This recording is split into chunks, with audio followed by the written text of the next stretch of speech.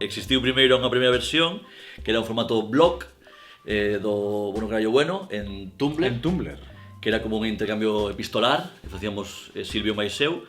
Unha semana escribía un, outra semana escribía outro, e eran como pequenos artigos nos que nos interpelábamos o un outro, e iso derivou despois en podcast. 10 anos despois do nacemento dese blog, propuxenlle a Silvio facer un podcast un pouco ca mesma idea, e o mesmo título, Bueno Carallo Bueno, e dai xorde, non? Sí, aparte a gracia é que somos un politólogo e un actor que a priori non compartimos demasiadas cousas, pero despois a verdade é que, bueno, sí que compartimos. Vivimos en Barcelona, somos galegos, tamén coa gracia de facer un podcast en galego dende Barcelona, que é un pouco a nosa sinal de identidade, un pouco esa cousa extraña a priori, pero que nos xunta os dous. No terror. No terror, definitivamente no terror.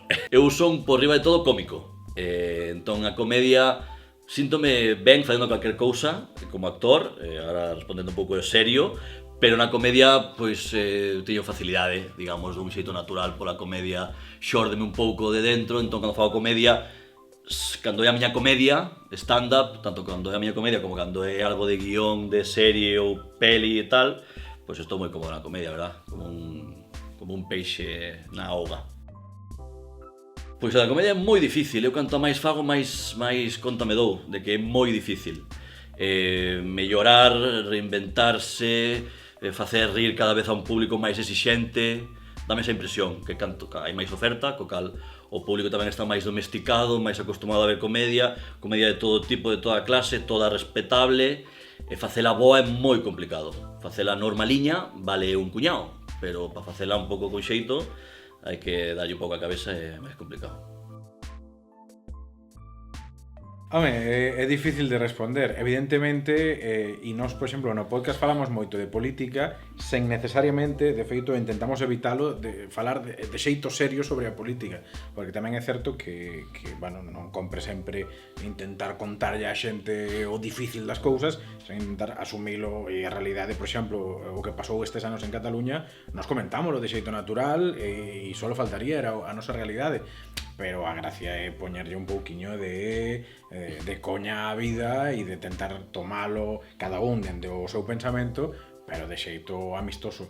Nós non sei se facemos comedia estricto senso no noso podcast, pero o que é certo é que a política ás veces é demasiado cruda, demasiado teatral. Non sei se é comedia, pero é un teatro no que, bueno, nos o queremos sustituir precisamente por autenticidade, por relación persoal, por unha cousa, unha conversa de amigos que efectivamente podría ter sucedido nunha barra dun bar, e iso é máis a realidade, é tan política como o que sai na televisión de discursos en parlamentos ou noutros entornos.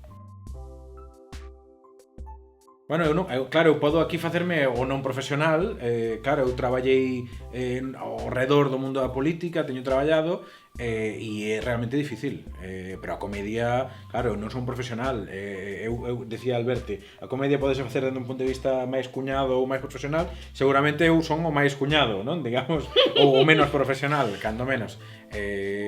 Penso que as dúas cousas son complexas, sen frivolizar, poderíamos dicir, sí, facer comedia, facer rir a xente, moi difícil, pero seguramente é moi difícil facer política contentando as persoas as que tedes que dirixir.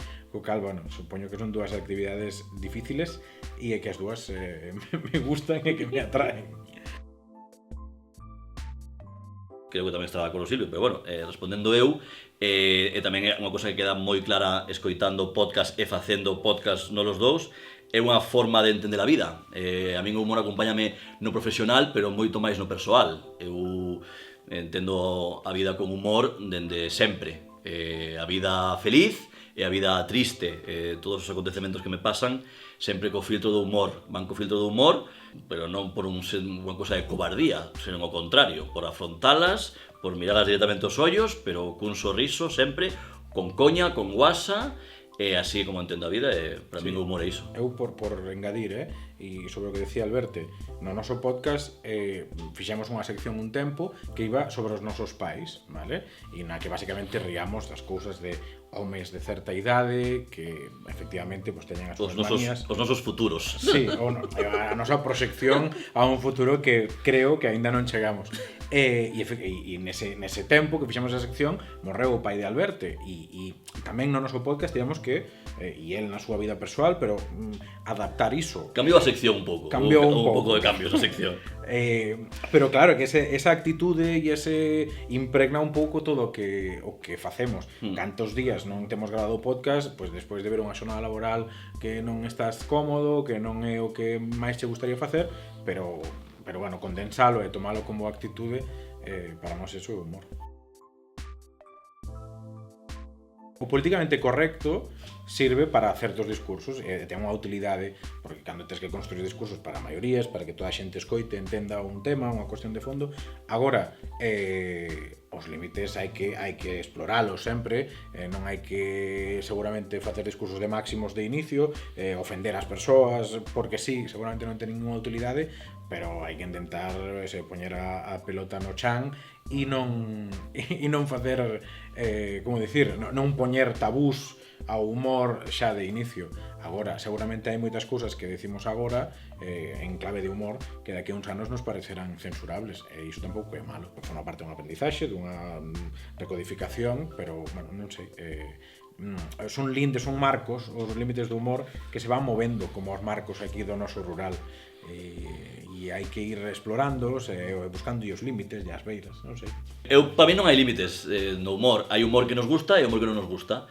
E cando hai humor que non che gusta, o meu punto de vista é gódete, que diría a miña nai, ou mira outra cousa. Quer dicir, a min tamén hai cousas que non me gustan, que me parecen soeces, que me parecen de mal gusto, que me parecen obsoletas, pero bueno, deixo a xente que as faga, non as consumo e punto.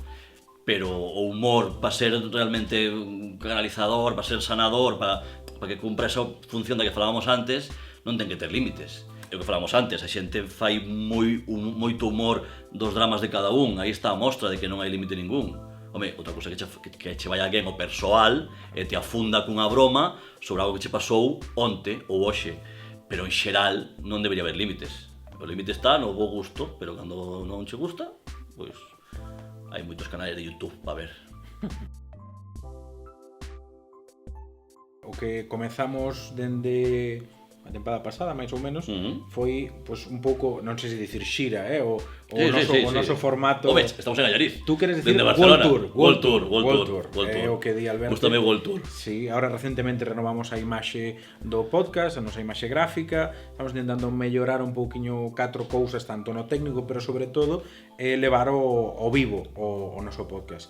Xa tivemos 2 actuacións no Centro Galego de Barcelona, vai haber agora pois neste mes de setembro outra máis na Asociación Cultural Toxos e Xestas, tamén en Barcelona. Baixo o marco da Festa da Empanada, que isto quero deixar claro, porque é mellor reclamo que nós mesmos. A nosa ilusión é máis a empanada que a... Por favor. Sen dúbida. Pois eso, levar ese formato ao vivo e con público, e tamén enfrontándonos a unha dificultade que é un público mixto, que é un pouco a gracia do noso podcast, que pois tamén pode haber unha persoa catalana que o galego entendeu a un 80%, pode haber un fillo de galegos, pode haber galegos que estén ali de paso, e nos intentamos apañar aí como podemos eses públicos. Isto é moi curioso, fainos moita gracia o ser, como decía Silvio antes, un podcast en galego, pero feito en Barcelona, que hoxe en día é anecdótico porque o consumo é global, pero sí que nos fai chegar público moi diferente, o que decía él, dende galegos, a maioría galegos residentes en Galicia, pero tamén cataláns que non teñen relación con Galicia, que chegaron a nós, pois igual por Silvio, por min, por recomendación de Spotify, por lo que sexa. Temos casos que nos chegan de ese tipo, fainos moita gracia. Nos bolos en directo que hicimos agora, atopámonos con esa comunidade que se vai creando. Esperamos en Allariz tamén descubrir tamén as caras da xente que nos escuita dende o país, e é moi divertido. Non é que nos cansáramos o un do outro, pero non é o mesmo gravar nunha habitación que terá 50, 60 persoas. Na miña casa. Teño que ir eu a súa casa, ademais, que son o que se despraza e eso non o está pagando ninguén, por certo. En fin. Se paga o metro, Pois igual, non? Estaría ben. Pero bueno, eso, que nos fai gracia eso, sair un pouco do cubil, ir ver a xente, o público, que eu tamén como actor e como monologuista, pois tamén disfruto moito do directo. World Tour, Nova York, non? É a seguinte Nova York, Bos Aires. Estámonos plantexando, isto está frivolizando aquí o meu compañeiro, pero estamos plantexando unha xira cruzando o charco.